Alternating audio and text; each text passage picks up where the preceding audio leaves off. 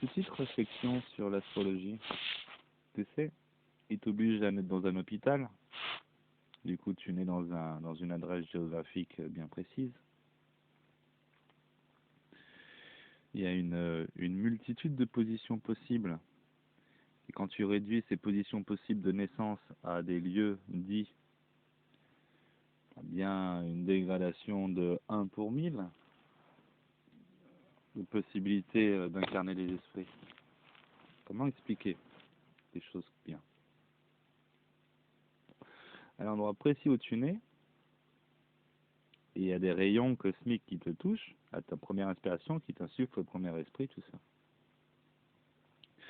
Si tu réduis les endroits où tu peux naître, où tu permets aux incarnations de venir, et que tu centralises toutes ces naissances dans un hôpital ou dans un hôpital par ville, tout ça,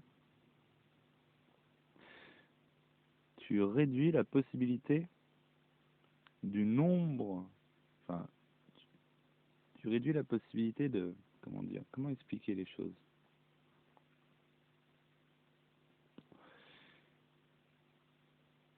Mon fils il est né à la pointe nord de l'île de la Réunion, tu vois. Cette naissance est unique, géographiquement parlant. Alors qu'il y a des millions de personnes qui sont nées au même endroit. À des temps différents, certes, mais au même endroit géographique.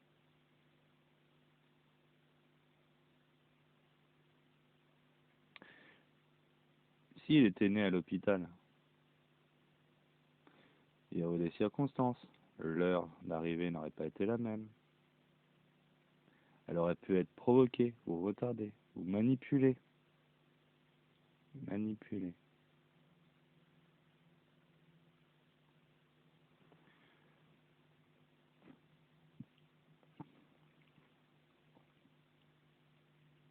On pourrait croire que si ce sont des sorciers qui contrôlent la planète, du moins qui ont cette connaissance, qui sont adonnés à un culte et tout, qui a mis en marche tout ça, peut-être que ces sorciers ils se battent pour qu'il y ait que des incarnations sous contrôle qui apparaissent sur Terre, qu'ils interdisent les naissances aléatoires, géographiquement, qui à chaque instant permet d'avoir une position unique dans l'espace.